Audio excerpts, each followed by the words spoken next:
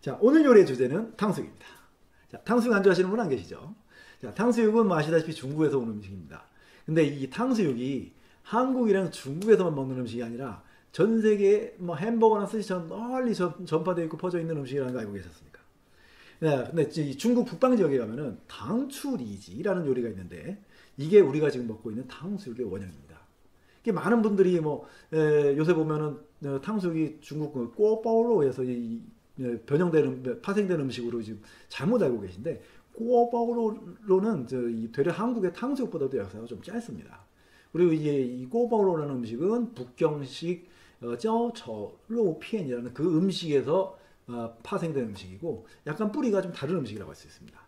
맛은 뭐 좀 비슷하겠지만 그리고 좀 중국 남방 지역 쪽 남쪽 특히 이제 광동 지역에 가면은 고로육이라는 요리가 있습니다. 중국말로 하면은 구라옥. 이 고로육의 이름의 뜻은 뭐냐? 옛 고자에 늙을 노자를 써가지고 그 기원을 가늠할 수 없을 정도로 아주 오래전부터 먹어오던 고기 요리라는 뜻입니다.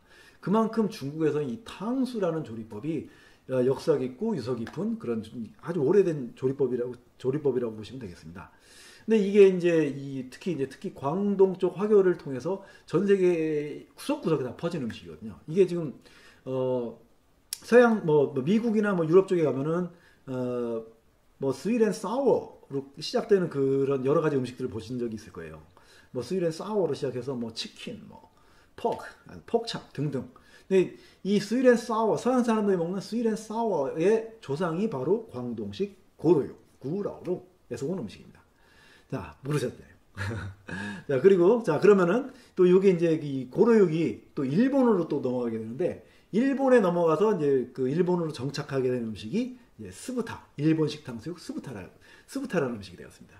자, 그럼 오늘 제가 이 네 가지 오리지널 북방식 그 당추리지 그리고 광동식 고로육 구라오룩 그 다음에 한국의 탕수육 일본의 스부타 요 네 가지를 동시에 한번 해보겠습니다. 자, 이 동시에 하면서 각 지역별로 조리법이 뭐 어떤 식으로 변형이 됐는지 또 같은 뿌리에서 나온 음식이 뭐 조리법은 어떻게 변형이 됐고 또 그 계속 유지하고 있는 맛은 어떤 맛이 있는지 같이 한번 비교 한번 해보시죠. 됐습니까? 준비됐습니까? 오케이, 렛츠 고!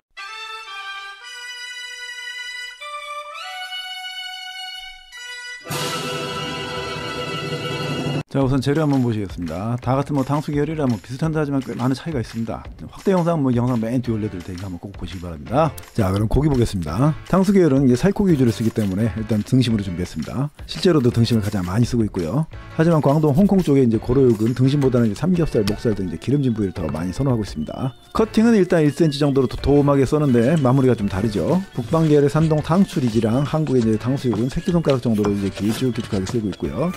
그리고 이제 광동의 고로육이랑 일본 스부타는 이제 500원 동전 크기로 그냥 깍둑 썰기를 합니다. 길게 썰면은 아무래도 바삭한 식감을 즐기기가 더 좋고요. 그 깍둑 썰기를 하다 보면 바삭함보다는 이제 부드럽고 이제 씹는 맛을 즐기기가 더 유리합니다. 자, 고기 써는 방법 틀렸다고 뭐 감옥 안 가니까 직접 섞어서 썰어서 한번 비교 한번 해보시면 될 것 같습니다. 자, 그리고 밑간이랑 반죽 한번 보시죠. 산동 탕추리지 먼저 한번 보겠습니다. 요리주랑 소금으로 밑간을 합니다. 전분 반죽을 보시게 되면 이제 옥수수 전분을 보통 쓰고요. 근데 저는 집에 옥수수 전분이 없어서 감자 전분 썼습니다. 그래서 망했습니다. 꽤 묽은 반죽을 합니다. 그 전분하고 물의 비율은 대략 3:2 정도 하시면 되고요. 이런 묽은 반죽은 이제 전분의 점성을 줄이고 바삭함을 높이기 위해서 이제 기름 2수저 정도 넣으시면 아주 좋습니다. 그리고 옥수수 전분 쓰시면 처음엔 아주 바삭하지만 시간 지나면 딱딱해지는 등의 단점이 있습니다. 만약 영상에서처럼 이제 부쳐 드시면 옥수수 전분을 쓰시는 게 맞는데 탕수육처럼 부먹 찍먹으로 이렇게 드시려면 감자 전분을 꼭 쓰셔야 됩니다. 자, 이제 한국의 탕수육 밑간이랑 반죽 한번 보시겠습니다. 자, 한국은 마늘, 소금, 후추로만 밑간합니다. 그리고 이게 베스트입니다. 밑간하고 나서 냄새만 맡아도 그냥 맛있는 냄새 납니다. 마늘 꼭 넣어주시기 바라고요. 자, 반죽도 한국식 반죽을 강렬하게 추천합니다. 자, 감자전분에 물 부시고요. 그러니까 전분 다 녹인 다음에 얘 그냥 냅두세요. 20분 정도 지나면 반죽이 그냥 불어서 물에 다 가라앉고요. 그 위에 이제 물만 남습니다. 물을 그냥 따라 버리시면 되고요. 이 영상을 안 찍었네, 그래. 자, 이 상태에서 고기를 넣고 반죽을 그냥 해주시면 됩니다. 자, 아주 뻑뻑해서 이게 반죽이 돼? 하는 의심이 들 겁니다. 그래서 막 물 부어 넣고 막 기름 넣고 하시는데 그러면 나중에 튀길 때 이제 고기들이 기름 속에서 한데 똘똘 뭉쳐서 반항을 합니다. 계속 주무르시다 보면 반죽이 되니까 자, 신념을 가지고 반죽에 전념하시면 됩니다. 전분은 스치기만 해도 튀기면 다 부풀어 오르니까 불린 전분 묻어 있으면 다 된 겁니다. 이게 튀기기도 가장 쉽고 튀기고 나면 겉바삭 속이 아들 바로 되고요. 자, 이 반죽에 물을 좀 넣고 튀기시면 그게 바로 찹쌀 탕수육입니다. 하지만 찹쌀 탕수육은 중국집에 그냥 양보하시고요. 사 드세요. 자, 이렇게 튀겨보시면 정말 맛있습니다. 자, 이번에 광동에 고려육 가겠습니다. 자, 고려육은 계란 노른자만 씁니다. 나중에 튀기면 튀김에서 황급빛 나고 또 고소한 맛이 추가됩니다. 자, 손께도 좋죠. 자, 고려육도 소금하고 요리주로만 밑간합니다. 중국 사람들, 특히 광동 사람들 계란 노른자 정말 좋아합니다. 자, 홍콩이나 광동 지역 가시게 되면 노른자로 만든 쿠키나 딤섬, 뭐 월병 이런 거 한번 드셔보시기 바랍니다. 원래 노른자가 이렇게 달콤하고 고소한 거구나 라고 깨닫게 될 겁니다. 득도를 하실 겁니다. 그런데 반죽을 따로 만들지 않고 그냥 바로 전분을 투입합니다. 약간 한국 전 부칠 때랑 비슷하죠. 그리고 나서 마른 전분으로 튀김옷을 한번 입혀줍니다. 무칠 때 손을 꼭꼭 누르셔야 되고요. 이렇게 튀기면 바삭한 식감이 올라가겠죠. 근데 좀 손이 좀 많이 간다는 거. 자, 1번 스부타 봅니다. 자, 스부타는 좀 특이하게 간장으로 밑간을 합니다. 요리주 들어가고요. 일본식 치킨도 그렇고 일본은 튀김 요리에 간장으로 밑간을 많이 합니다. 자, 그렇게 하면 이제 간장에 풍미가 올라오는 것이 나쁘진 않죠. 스부타도 계란 들어가고요. 하나 통째로 들어갑니다. 그리고 고로육이랑 똑같이 바로 전분 들어갑니다. 자, 또 밀가루도 넣고요. 밀가루랑 전분 비율은 1대1입니다. 자, 마찬가지로 전분의 끈적임을 줄이고 바삭함을 높이기 위함이겠죠. 4개의 레시피를 보면 바삭함을 높이는 각각의 솔루션이 있는데 눈치채셨나 모르겠네요. 자, 아무튼 결론은 집에서 튀길 때는 한국식 반죽이 정답이다. 자, 이렇게 노랗게 반죽이 완성이 됐습니다. 자, 이제 튀겨야겠죠. 온도는 170도 사이로 맞추는 거 다들 알고 계시죠. 근데 이걸 어떻게 알아? 자, 온도계에 있으면 과하게 힘 빌리시면 되고요. 인내심이 강하신 분은 손 한번 넣어보세요. 아, 저는 젓가락을 넣습니다. 자, 젓가락 넣고 기포 올라오는 거 보시죠. 이게 젓가락 반응. 자, 이게 젓가락 마이야르 반응이라고. 자, 튀길 때 온도가 되면 젓가락 넣자마자 이렇게 젓가락 주변으로 기포가 이렇게 올라옵니다. 자, 뭐든 뭐 튀기는 건 다 똑같습니다. 한 5분 정도 튀기고 꺼내서 1분 정도 한 번 더 튀기면 됩니다. 아시죠? 자, 고기 튀길 때 가장 중요한 것은 온도 유지입니다. 자, 튀김 재료가 들어간 후에 이제 기름 온도가 170도 정도를 항상 유지를 해야 합니다. 한 번에 많이 넣으면 이제 기름 온도 확 떨어지겠죠? 한 번에 튀길 재료를 너무 많이 넣으면 이제 기름 온도가 확 떨어져서 열 복원하는데 시간이 많이 걸리고 또 튀김 재료가 이제 많이 떠오르지 않겠죠? 이렇게 되면 튀김 재료가 기름 아래서 기름을 쭉쭉 빨아먹고 나중에 이제 기름이 질질 흐르게 되겠죠. 입에 넣으시면 그냥 기름이 쭉쭉 터져 나올 겁니다. 반드시 기름 온도가 빠르게 올라올 수 있도록 적당량의 튀김 재료를 넣으셔야 합니다. 자, 중간중간 튀김이 떠오르면 잠깐 건져서 식혔다가 다시 넣는 것도 좋습니다. 기름 열 복원하는 데 시간도 단축시켜주고 또 기름 온도를 유지하는 데 도움이 됩니다. 기름 온도를 일정하게 이제 유지시키는 것이 바로 튀김을 바삭바삭하게 튀기는 노하우의 핵심입니다. 자, 이렇게 한국의 탕수육은 완성이 됐습니다. 잘 튀겨졌습니다. 이 상태로 그냥 드시면 덴뿌라죠. 중화 덴뿌라요. 자, 일식 덴뿌라 아닙니다. 자, 후추 소금에 찍어 드시면 바로 맥주를 부르게 돼 있습니다. 그럼 치맥 바로 끊어버리고 바로 이제 된맥 됩니다. 자, 이번에는 소스 보시겠습니다. 산동 탕추리지는 우선 생강, 마늘, 파를 볶아줍니다. 자, 까먹고 미리 준비를 안 했네요. 레시피 보시고 설탕, 식초, 간장, 노추 등등 물 안 넣고 바로 팬으로 집어넣습니다. 자, 얘는 신맛이 아주 섹시하게 코르냐 팍 쏘고 들어갑니다. 자, 소스는 산동 탕추리지가 1등입니다. 꼭 한번 해 드셔보시기 바랍니다. 자, 자다가도 벌떡 일어날 정도로 최고의 맛입니다.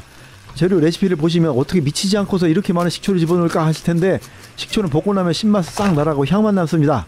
초강력 울트라로 추천하니까 탕수육이 아니더라도 치킨이 됐든 뭐 다른 튀김 요리가 됐든 자, 튀김 요리에 소스 필요하시면 꼭 요 소스 만들어서 한번 드셔보십시오. 튀긴 고기 투하하시고요. 살짝만 볶아주세요. 불은 약불로 하셔도 되고 그냥 끄셔도 됩니다. 좀 거무튀튀 하던 게 그냥 평소 보던 탕수육이랑 비주얼은 좀 다르죠. 원래 한국 탕수육도 이렇게 볶아서 나오는 건데 하도 배달들 시켜 드시니까 그냥 부먹 찍먹으로 그냥 진화한 거죠. 아유, 그냥 보기만 해도 요놈 소스 생각에 침이 줄줄 흐르네요. 자, 깨소금 송송 뿌리시고요. 자, 탕추리지 완성됐습니다. 자, 그 다음에 한국 탕수육 소스 봐야죠. 자, 당근, 오이, 양파 기본이고요. 고급 중식당의 기준이 되는 이제 목이버섯 들어갑니다. 딱히 목이버섯 좋아해서 넣는 건 아니고요. 있어 보이려고 넣습니다. 레시피 보시고 재료 넣으시고요. 자, 한국 탕수육은 황설탕 넣어야 익숙한 색이 나옵니다. 흰설탕 넣어도 상관은 없고요. 소스 색깔 때문에 황설탕 넣습니다. 제일로 중요한 게 생강입니다. 손가락 한마디 생강이지만 얘가 소스의 맛을 결정합니다. 그리고 단맛 센 음식에는 꼭 생강 넣으셔야 합니다. 생강이 안 좋아하시는 분도 계시겠지만 생강은 단맛을 만났을 때 그 향이 완성됩니다. 이렇게 얘는 팬에다가 볶는 게 아니고 끓이는 거죠. 기름 안 넣습니다. 소스물이 끓어오르면 이제 준비하던 부재료 넣습니다. 휘휘 적고 부재료 다 익으면 전분물 넣으셔서 농도 맞추셔야겠죠. 자, 평소 보던 그 모습 그대로 나왔죠. 뒤에 시식 영상이 있으니까 얼마나 맛있게 먹는지 꼭 한번 보시기 바랍니다. 자, 그 다음에 이제 광동 고로육 갑니다. 자, 고로육의 포인트는 파인애플입니다. 중국 사람들한테 파인애플 보면 생각나는 음식 뭐냐고 물어보면 10중8구 고로육이라고 답합니다. 아, 그리고 청홍피망 들어가고요.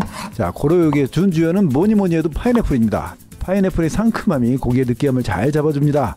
설탕, 식초의 양은 당추리제에 비하면 반도 안 들어갑니다. 그래도 충분히 탕수의 맛을 잘 살려냅니다. 자, 팬에 기름 두르시고 먼저 생강, 마늘 볶습니다. 그리고 식초, 설탕 넣고요. 그냥 두면 설탕이 타니까 설탕 잘 녹게 그냥 살살 저어줍니다. 이렇게 달고나처럼 설탕이 올라오죠. 이때 써둔 야채 투입합니다. 당근 이런 거 없으니까 그냥 금방 볶아지겠죠. 바로 고기 넣고요.